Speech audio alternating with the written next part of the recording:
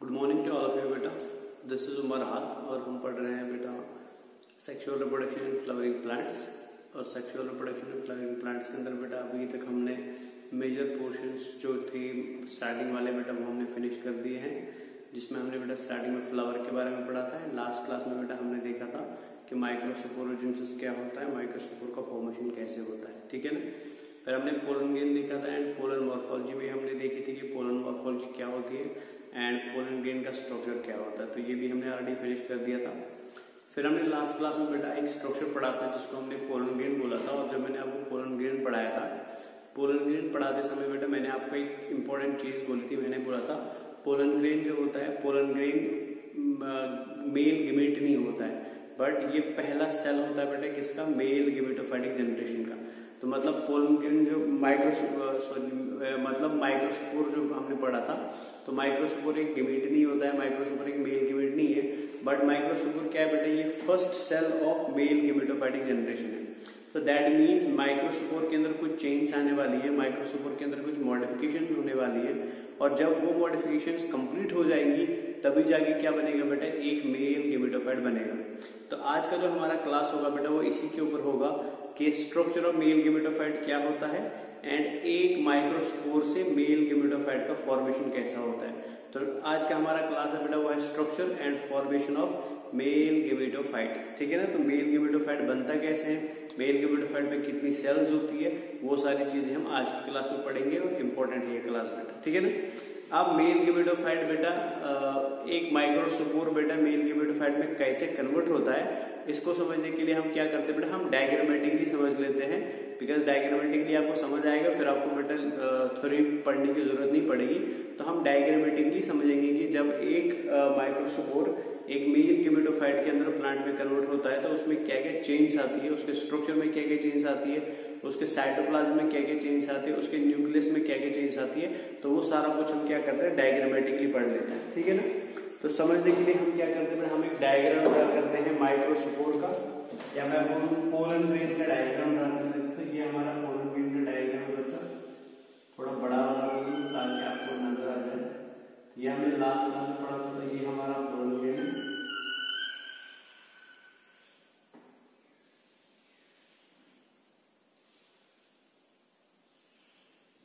तो ये हमारा पोलन ग्रेन है बच्चा, ठीक है ना।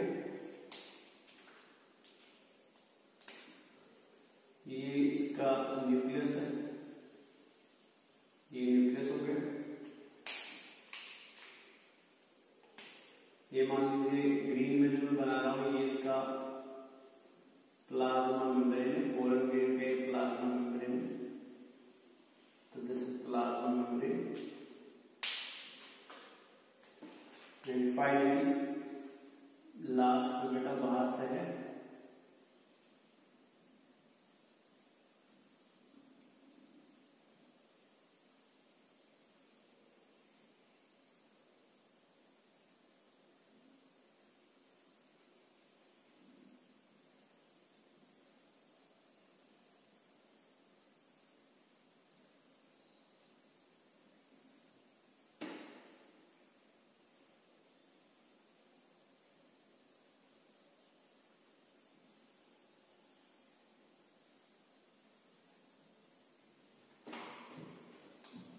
ये हम पोलन ग्रेन बना रहे हैं जो हमने लास्ट में देखा था, जिसमें हमने लास्ट क्लास में एंजाइम पढ़ा था। एंजाइम कैसा होता है, एंजाइम कैसा होता है, और एंजाइम के फॉर्मेशन किस केमिकल से होता है, एंजाइम का फॉर्मेशन किस केमिकल से होता है। एंड फिर हमने ये भी देखा था एंजाइम के अलग अलग पार्ट्स होते थे, जैसे एंजाइम एंड एंजाइम। एंड फिर हमने देखा था कि उनको सेक्साइन और नेक्साइन भी बोलते हैं। एंड फिर हमने इसके अलावा बेटा 3 और लेयर देखी थी, बैकवेट, टेक्टम एंड फुट लेयर देखा, ठीक है ना। तो आज हम क्या करेंगे, आज हम देखेंगे कि इस पोलन ग्रेन के अंदर क्या क्या चेंज आती है जिसकी वजह से पोलन ग्रेन किस में कन्वर्ट हो जाता है, ये एक मेल गिमेटोफाइट में कन्वर्ट होता है। तो याद रखना बच्चा कि सबसे पहला चेंज जो एक पोलन ग्रेन में आता है वो ये होता है बेटा कि जब ये मेल गिमेटोफाइट फॉर्मेशन शुरू करेगा, मतलब ये अब आगे जाके मेल गिमेटोफाइट बनाने वाला है, ठीक है ना।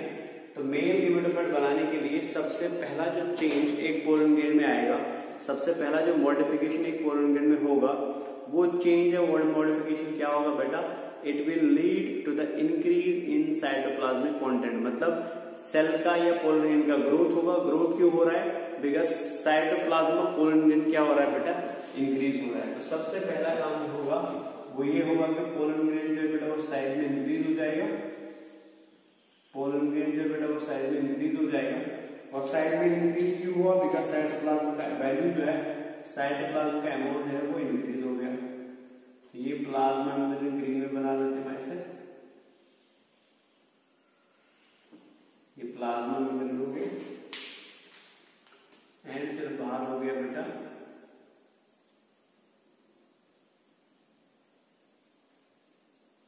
ये हो गया बाहर protective cover of सुपोरोपोलिन।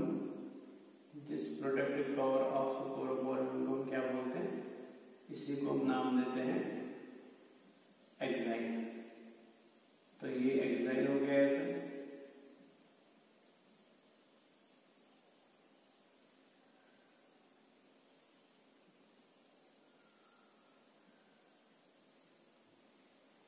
So this is exile ऐसे। ये वही डायग्राम बना रहा हूं मैं जो अभी थी, बस थोड़ा सा साइटोप्लाज्म उसका क्या हुआ है, चेंज हो गया, बाकी सब कुछ वैसे ही है।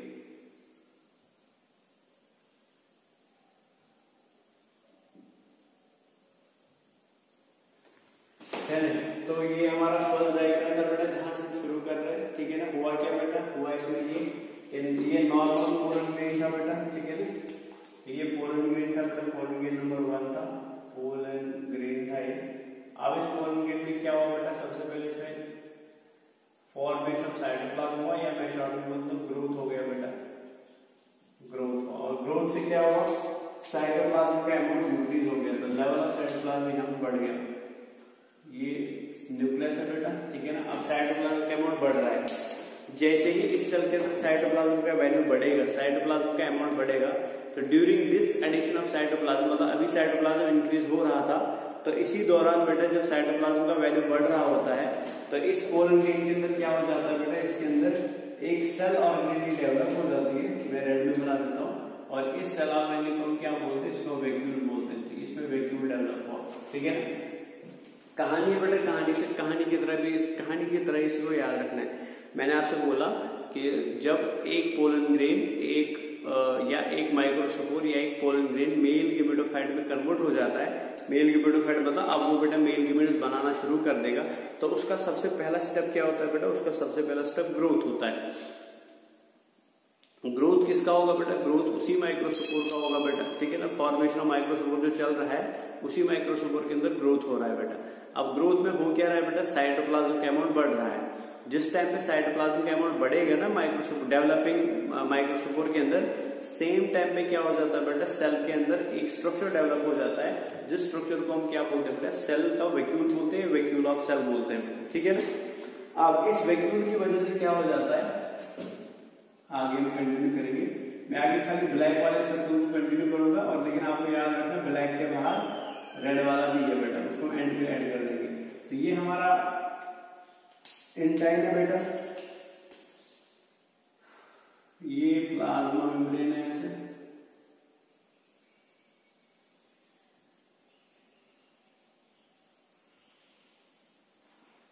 ये ऐसे बेटा प्लाज्मा मेम्ब्रेन हो गया। एंड ये आप देखो होगा क्या कि because of the addition of this central vacuole वाला, सेंट्रल वैक्यूल जो यहाँ पे ऐड हो गया बेटा, सेंट्रल वैक्यूल जो यहाँ पे एडिशन में आ गया, तो इस सेंट्रल वैक्यूल की वजह से क्या होगा बेटा? ये जो न्यूक्लियस अभी तक सेंटर में था, सेंट्रल वैक्यूल साइज में थोड़ा इंक्रीज हो जाएगा। तो सेंट्रल वैक्यूल में फूड एब्जॉर्ब करने के साइज में इंक्रीज हो गया, तो सेंट्रल वैक्यूल के साइज में इंक्रीज होने की वजह से क्या होगा? ये जो न्यूक्लियस अभी तक सेंटर पे था ना, ये थोड़ा सा बेटा कहाँ की तरफ आ जाएगा? कॉर्नर की तरफ आ जाएगा, ठीक है ना।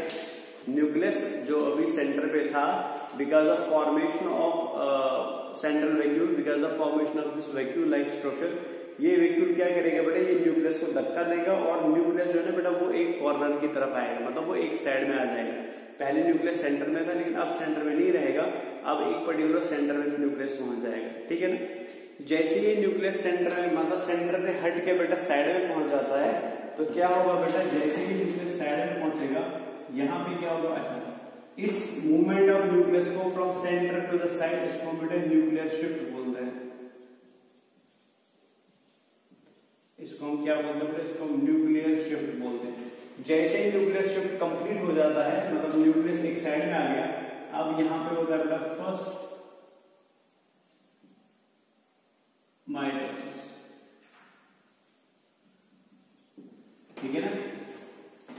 सेंट्रल वैक्यूल साइड में बढ़ गया, सेंट्रल वैक्यूल के साइड में बढ़ने की वजह से न्यूक्लियस बेटा साइड में आ गया। जैसे ही न्यूक्लियस साइड में आता है, सेम टाइम पे क्या हो जाता है बेटा, with the movement of nucleus, और I can say with the nuclear shift, जैसे with the end of nuclear shift, जैसे ही न्यूक्लियर शिफ्ट एंड हो जाता है, जो न्यूक्लियस बेटा साइड में आया था because of this nuclear shift, उसमें क्या होने लगता है, उसमें माइटोसिस होने लगता है। मतलब सेल जो है बेटा वो क्या करना शुरू करती है, डिवाइड करना शुरू करती है, ठीक है ना।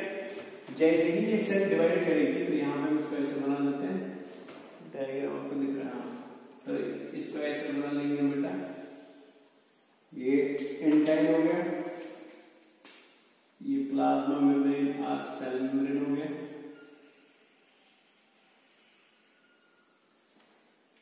अब क्या होगा, जैसे ही न्यूक्लियर शिफ्ट हो गया, न्यूक्लियर शिफ्ट के बाद पहली माइटोसिस हो गई, तो इस पहली माइटोसिस के बाद क्या हो जाता है कि इस सेल के अंदर दो और सेल बनने लगती है। ये एक सेल का साइटोप्लाज्म है, एक सेल थोड़ी लार्जर बनेगी, तो ये इस सेल का साइटोप्लाज्म है, ये बन गई सेल, एंड दूसरी सेल बेटा नीचे बनेगी ऐसे। माइटोसिस हुआ, तो माइटोसिस ने बेटा दो सेल बना ली, जो आपको यहाँ पे दिखाई दे रहे बेटा, सेल टू सेल्स का फॉर्मेशन हो गया आफ्टर फर्स्ट माइटोसिस। शुरुआत हमने कहां से करी थी बेटा, शुरुआत हमने करी थी एक पोलन ग्रेन से, ठीक है, जिसका कंप्लीट फॉर्मेशन हो गया है। पोलन ग्रेन बेटा मेल गेमेटोफाइट बनाने की कोशिश करता है, सबसे पहले वो क्या करता है बेटा, सबसे पहले वो ग्रोथ करता है, ठीक है। एक बार ग्रोथ हो गया बेटा, तो फिर ग्रोथ के दौरान ही बेटा एक वैक्यूल डेवलप हो जाता है, जिस वैक्यूल को हम सेंट्रल वैक्यूल बोलते हैं बेटा। और ये सेंट्रल वैक्यूल की प्रॉपर्टी क्या है बेटा, इस सेंट्रल वैक्यूल की प्रॉपर्टी ये है कि it will push the nucleus from बेटा central position to one particular point. मतलब न्यूक्लियस जो अभी तक सेंटर में था, अब वो क्या होगा बेटा, अब वो एक पर्टिकुलर साइड में आएगा। जैसे न्यूक्लियस साइड में आएगा तो क्या होगा बेटा, फर्स्ट माइटोसिस होगा, एंड फर्स्ट माइटोसिस की वजह से क्या हो जाता है बेटा, दो सेल्स का फॉर्मेशन होता है, समझ गए ना। अब इन दो सेल्स में जो सेल अपर वाली है, ये जो ऊपर वाली सेल है बेटा, इसको हम जेनरेटिव सेल बोलते हैं,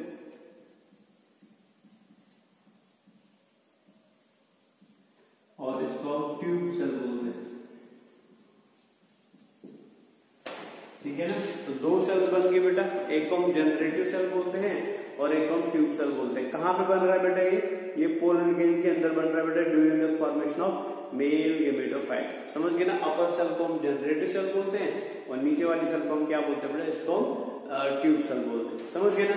चलिए, अब एक बार ट्यूब सेल का मतलब generative cell and tube cell का फॉर्मेशन हो गया, तो मैं इसको इधर से कंटिन्यू करता हूँ। ये है डायग्राम की नंबरिंग करता हूँ मैं, ये 1 2 3 एंड 4। तो यहां से हम 5 वाला डायग्राम शुरू करेंगे। अब जैसे ही जैसे ही न्यूक्लियर डिवीजन खत्म हो जाता है, मैंने आपको अभी बोला बेटा दो सेल्स बन गई, ये तो ऑर्बिटल प्लाज्मा मेम्ब्रेन था ऐसे। अब यहाँ पे दो सेल्स बन गई, तो ये है एक सेल ऐसे,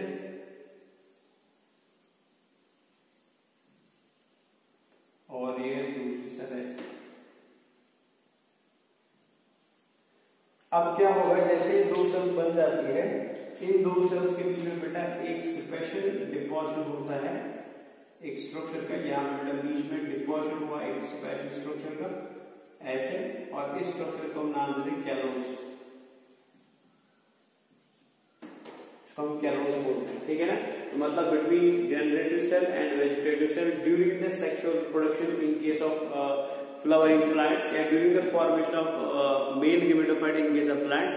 जब दो सेल्स बन गई, तो दो सेल्स बेटा अलग अलग है, उनका साइटोप्लाज्म अलग है, उनके न्यूक्लियस अलग है, तो ये अलग अलग की बेटा। अब जो इनके बीच में जो स्पेस था बेटा, उस स्पेस को किसने भर दिया, एक कार्बोहाइड्रेट ने भर दिया, जिस कार्बोहाइड्रेट को हम क्या बोलते हैं, जिसको हम कैलोस बोलते हैं, समझ गए ना।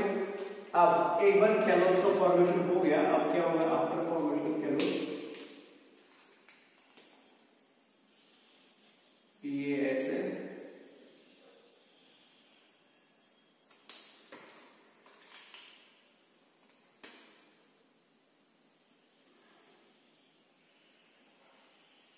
इस तरीके से,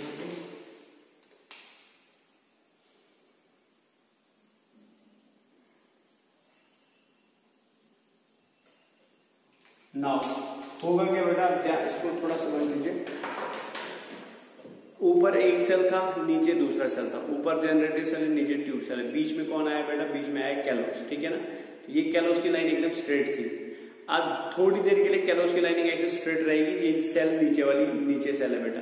अब क्या होगा, थोड़ी देर बाद कैलोस जो है बेटा वो ऐसे बेंड करेगा, ये ऐसे बेंड करेगा, और जैसे कैलोस की लाइनिंग बेंड करेगी तो वो नीचे वाली ट्यूब सेल जो है बेटा उसको क्या करेगा, उसको सक करता है बेटा, ठीक है ना, मतलब सक्शन प्रेशर डेवलप करता है, और उस सक्शन प्रेशर की वजह से बेटा ट्यूब सेल का जो न्यूक्लियस है वो ट्यूब सेल को छोड़ के बेटा डायरेक्टली कहां पे आ जाता है, inside cytoplasm of generative cell आता है। समझ गए ना। तो मतलब यहाँ पे कैलोस की लाइनिंग बहुत जरूरी है, बिकॉज यहाँ पे क्या होगा बेटा, यहाँ पे कैलोस जो है अब स्लाइडली बेंड हो जाएगा, जैसे मैं यहाँ पे दिखा रहा हूँ कि कैलोस जो है बेटा वो बेंड हो जाएगा, ये कैलोस बेंड हो रहा है, ठीक है ना। अब इस कैलोस के बेंड होने की वजह से क्या होगा, यहाँ पे आपको पता है बेटा न्यूक्लियस है, यहाँ पे भी न्यूक्लियस है। अब क्या होगा, इस कैलोस के बेंड होने की वजह से ये पूरा सेल जो है बेटा इसको सक्शन प्रेशर के द्वारा सक किया जाएगा, और कहां पे डाल दिया जाएगा बेटा, ऊपर वाली जनरेटिव सेल में डाल दिया जाएगा। समझ आया। तो मतलब यहाँ पे cell within cell condition develop होगी, छोटी वाली सेल किसके अंदर जा रही है बेटा, बड़ी वाली सेल के अंदर जा रही है। समझ गए ना। अब जैसे ही cell within cell structure complete हो जाता है तो फिर आपको पोलन ग्रेन ये बोल दीजिए, मेल गिमेटोफाइट बोल दीजिए, कुछ ऐसा दिखेगा।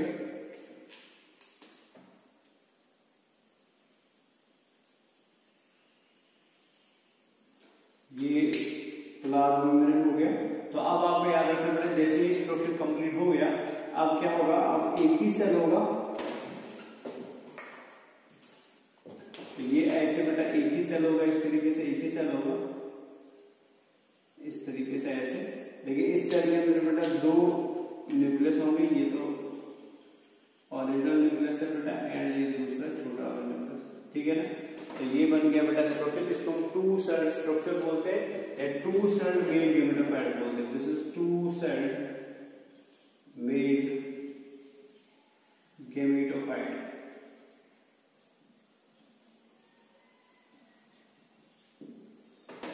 इसको हम क्या बोलते हैं, इसको टू सेल मेल गिमेटोफाइट बोलते हैं। समझ गए ना। तो मतलब हमारे मेल गिमेटोफाइट के अंदर क्या क्या होता है, ये आपको याद रखना है बेटा। अगर मैं इसको कंप्लीट कर दूं तो हमारे मेल गिमेटोफाइट के अंदर दो सेल्स होगी बेटा, एक सेल को हम बोलते हैं जनरेटिव सेल, एक सेल को हम बोलते हैं ट्यूब सेल, ठीक है ना। जो बड़ी वाली सेल है बेटा वो है ट्यूब सेल, एंड जो छोटी वाली सेल है बेटा वो है, छोटी वाली सेल जो है बेटा वो किसके लिए, वो है ट्यूब न्यूक्लियस। तो बड़ी है बेटा फॉर जनरेटिव एंड छोटी है बेटा फॉर ट्यूब।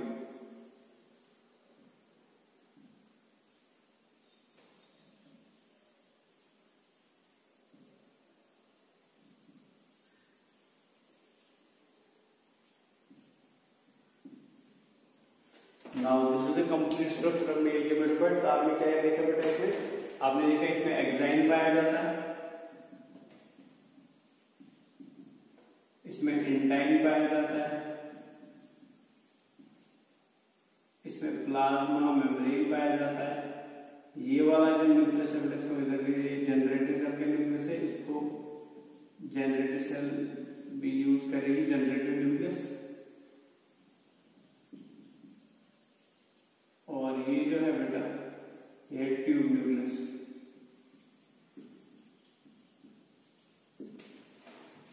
ठीक है ना। तो यहाँ पे खत्म हो जाता है क्या बेटा, फॉर्मेशन ऑफ मेल गिमेटोफाइट। तो आपने याद रखा बेटा, मेल गिमेटोफाइट बनाने के लिए सबसे पहला एंड फॉरमोस्ट काम जो आपको करना पड़ेगा बेटा वो होगा ग्रोथ ऑफ माइक्रोस्पोर।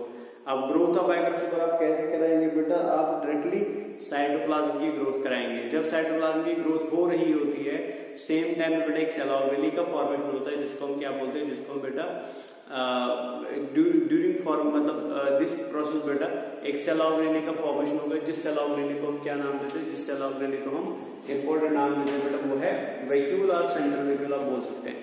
वैक्यूल के बनने की वजह से क्या होगा बेटा, जो न्यूक्लियस सेंटर में था वो एक साइड में शिफ्ट हो जाएगा। जैसे न्यूक्लियस, अच्छा process of shifting of nucleus को हम न्यूक्लियर शिफ्ट बोलते हैं। जैसे शिफ्टिंग कंप्लीट हो जाएगा तो आपका जो न्यूक्लियस था बेटा वो पहली बार डिवाइड करेगा थ्रू माइटोसिस। जब डिवाइड करेगा तो दो सेल्स बनेंगे बेटा आफ्टर द डिवीजन। जो सेल अपर साइड में होगी लार्जर इन साइज होगी उसको हम जनरेटरी सेल बोलते हैं, जो सेल लोअर साइड में होगी बेटा एंड ज्यादा लार्जर नहीं होगी उसको हम बेटा इस पर्टिकुलर केस में बेटा ट्यूब सेल बोलते हैं। तो ऊपर जनरेटरी सेल हो गया और नीचे ट्यूब सेल हो गया। तो ये जो स्ट्रक्चर है बेटा जनरेटरी एंड ट्यूब सेल का, इसी को हम क्या बोलते हैं बेटा, इसी को मेल गेमेटोफाइट बोलते हैं। अभी पूरा मेल गेमेट नहीं बना है, मेल गेमेट थोड़ी देर में बनेगा, लेकिन अभी हमने क्या पढ़ा बेटा, मेल गेमेटोफाइट का फॉर्मेशन हमने पढ़ लिया बेटा, ठीक है ना। चलिए अब मेल गेमेटोफाइट के अंदर बेटा आपको और एक इंपॉर्टेंट चीज याद रखनी, वो ये है बेटा कि अराउंड अबाउट 60% एंजियोस्पर्म्स के अंदर, ठीक है ना, यहाँ पे लिख देते हैं बेटा नोट, अराउंड अबाउट 60% एंजियोस्पर्म्स के अंदर, 60% एंजियोस्पर्म्स के अंदर बेटा, ठीक है ना, एंजियोस्पर्म प्लांट्स के अंदर बेटा जब पॉलिनेशन होगा ना तो पॉलिनेशन 2 सेल स्टेज में होता है। इनके सब मैक्सिमम एंजियोस्पर्म, मैक्सिमम मतलब 60% एंजियोस्पर्म्स जो पॉलिनेशन होगा, पोलन ग्रेन जब उड़ेगा बेटा हवा में, पॉलिनेशन जब होगा तो वो किस स्टेज पे होता है बेटा, वो 2 सेल स्टेज पे होता है। तो मैक्सिमम और मैक्सिमम एंजियोस्पर्म्स के अंदर पॉलिनेशन जो होगा बेटा वो हमेशा 2 सेल स्टेज में होगा 60% के अंदर। लेकिन 40% के अंदर बेटा ऐसा वाला रूल नहीं है, तो वहां पे बेटा 40% के अंदर बेटा पॉलिनेशन जो होगा बेटा, ठीक है ना, वो 3 सेल स्टेज में होगा। तो याद रखना है 60% एंजियोस्पर्म्स के अंदर पॉलिनेशन 2 सेल स्टेज पे होता है एंड रिमेनिंग 40% इंडिविजुअल्स के अंदर पॉलिनेशन जो है वो बेटा कैसे होगा, बाय शाबाश, वो कैसे होगा बेटा एट 3 सेल स्टेज बेटा। तो याद रखना 60% के अंदर 2 सेल स्टेज में पॉलिनेशन होता है एंड रिमेनिंग 40% के अंदर बेटा 3 सेल स्टेज में पॉलिनेशन होगा बेटा, ठीक है ना। और ये है आपका बेटा कंप्लीट क्या, आपका complete formation of male gametophyte. हमने बेटा देखा ग्रोथ ऑफ माइक्रोस्पोर क्या होता है, न्यूक्लियर शिफ्ट क्या होता है, फर्स्ट माइटोसिस क्या होती है, कैलोस बॉल फॉर्मेशन जरूरी क्यों है बेटा, and 2 cell stage of microspore, 2 cell बेटा मैक्सिमम एंजियोस्पर्म्स के अंदर एंड 3 सेल बेटा 40% एंजियोस्पर्म्स के अंदर बेटा, समझ गए ना। एंड आई होप बेटा आपको ये वाला पार्ट जो है अच्छे से समझ आया होगा, ज्यादा टफ भी नहीं है बेटा ये, और उसमें कुछ ज्यादा दिमाग भी नहीं लगाना होगा, ठीक है ना। चलिए ये सारी डेवलपमेंट जो हुई बेटा, these all developments are known as pre pollination development. और इसी प्री पॉलिनेशन डेवलपमेंट के साथ बेटा हमारा मेल वाला पार्ट जो है बेटा सेक्सुअल रिप्रोडक्शन फ्लावरिंग प्लांट्स का, वो खत्म हो जाता है। और इंशाल्लाह बेटा हम नेक्स्ट क्लास में क्या शुरू करेंगे, फीमेल पार्ट शुरू करेंगे। तो मेल पार्ट इधर ही फिनिश हो जाता है, नेक्स्ट क्लास में हम पढ़ेंगे बेटा female part of flowering plant, sexual angiosperms और फ्लावरिंग प्लांट, एंड फिर बाकी हम बेटा आगे पोर्शन में देखेंगे कि आगे हमको और क्या क्या पढ़ना है बेटा, ठीक है। इंशाल्लाह बेटा हम कल मिलेंगे दोबारा से नेक्स्ट क्लास में बेटा, ठीक है ना। चलिए बेटा खुदा हाफिज एंड थैंक यू।